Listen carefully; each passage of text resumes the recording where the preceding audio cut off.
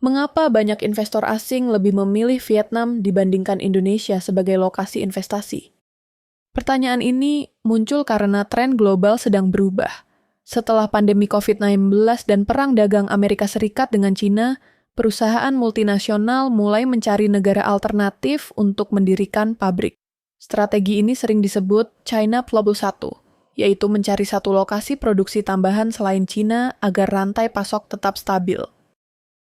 Dalam peta Asia Tenggara, Vietnam dan Indonesia menjadi dua kandidat utama. Keduanya punya populasi besar, tenaga kerja melimpah, dan potensi pertumbuhan yang tinggi. Namun, dalam satu dekade terakhir, Vietnam terlihat lebih cepat menarik investasi asing, terutama di sektor manufaktur elektronik, tekstil, dan komponen industri.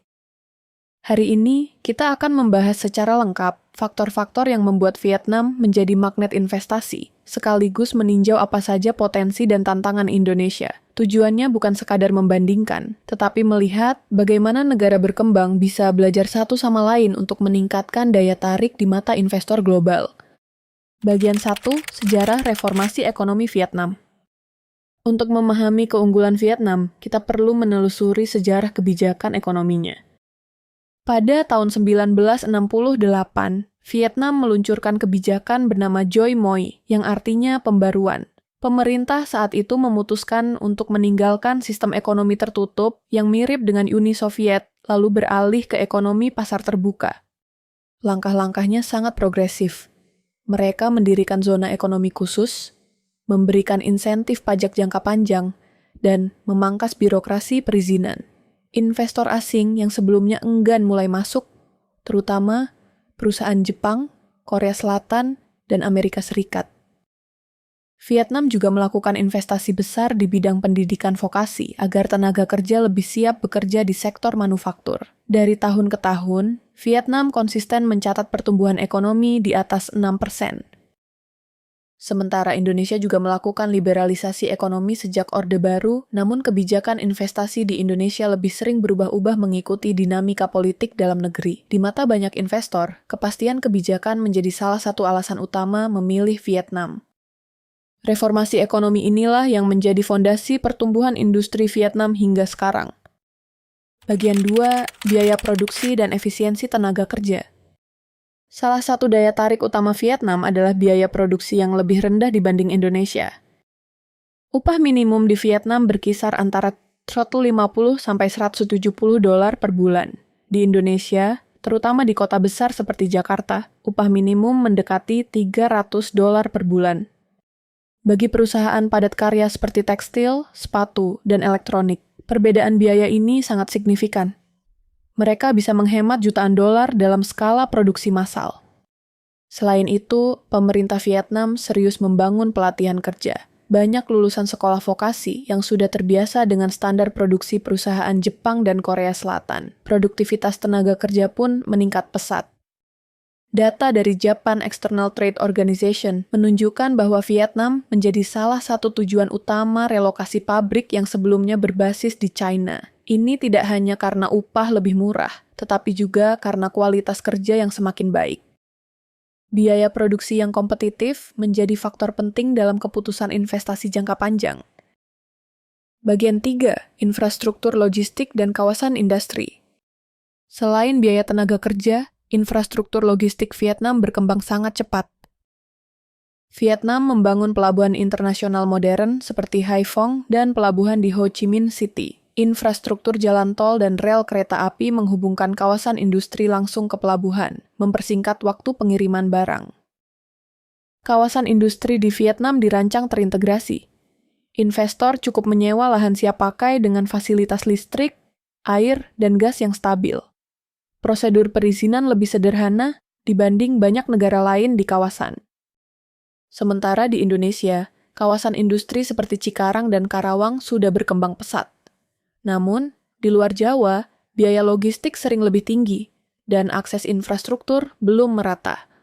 Menurut laporan Bank Dunia, biaya logistik Indonesia mencapai sekitar 23% dari PDB, salah satu yang tertinggi di Asia Tenggara. Bagi investor yang mengandalkan ekspor cepat ke pasar global, infrastruktur menjadi pertimbangan yang sangat serius. Inilah sebabnya banyak perusahaan memilih Vietnam sebagai pusat produksi regional. Bagian 4, Perjanjian Perdagangan Bebas dan Tren China plus 1. Faktor lain yang membuat Vietnam semakin diminati adalah jaringan perjanjian perdagangan bebas. Vietnam tergabung dalam CPTP, RCEP, dan memiliki perjanjian khusus dengan Uni Eropa yang disebut IVFTA. Artinya, produk dari Vietnam lebih mudah masuk ke berbagai negara dengan tarif lebih rendah. Sebagai contoh, ekspor tekstil Vietnam ke Eropa mendapatkan potongan bea masuk yang signifikan. Hal ini membuat produknya lebih kompetitif dibanding negara lain yang belum memiliki perjanjian serupa. Selain itu, tren Cina Peloto 1 membuat banyak perusahaan global memindahkan sebagian produksi mereka ke Vietnam. Apple mulai memproduksi AirPods dan iPad di sana, Samsung menjadikan Vietnam pusat ekspor smartphone, dan perusahaan elektronik Jepang juga mendirikan pabrik baru. Vietnam memanfaatkan momentum ini dengan memberikan insentif tambahan bagi perusahaan yang ingin relokasi. Hasilnya, arus investasi asing terus meningkat dari tahun ke tahun. Bagian 5, keunggulan pasar domestik dan potensi Indonesia. Meskipun Vietnam lebih unggul dalam menarik investasi manufaktur ekspor, Indonesia memiliki pasar domestik yang sangat besar. Dengan populasi lebih dari 270 juta orang, Indonesia adalah pasar konsumen terbesar di Asia Tenggara. Investor asing yang ingin menjual langsung produk ke konsumen lokal tetap menganggap Indonesia sangat menarik. Permintaan untuk barang elektronik, otomotif, produk rumah tangga, dan layanan digital terus bertumbuh. Selain itu, Indonesia kaya sumber daya alam seperti batu bara, nikel, dan minyak sawit. Proyek hilirisasi nikel menjadi baterai kendaraan listrik menunjukkan bahwa Indonesia memiliki potensi menjadi pusat industri masa depan. Walaupun tantangan birokrasi dan infrastruktur masih ada, peluang pasar yang besar membuat banyak perusahaan tetap berinvestasi di Indonesia, terutama untuk sektor yang menargetkan konsumsi domestik. Bagian 6, ringkasan, tantangan, dan penutup. Singkatnya, ada beberapa alasan utama mengapa Vietnam menjadi magnet investasi global.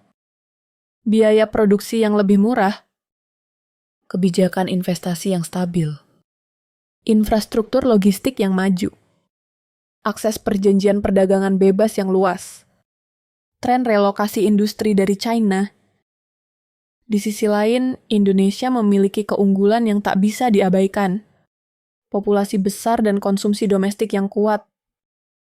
Sumber daya alam melimpah. Potensi hilirisasi industri yang menjanjikan. Tantangan Indonesia ke depan adalah memastikan birokrasi lebih sederhana, kepastian hukum lebih kuat, dan pembangunan infrastruktur lebih merata. Tuliskan pendapat kamu di komentar. Apa langkah prioritas agar Indonesia lebih kompetitif dalam menarik investasi asing? Jangan lupa subscribe and like untuk informasi menarik lainnya.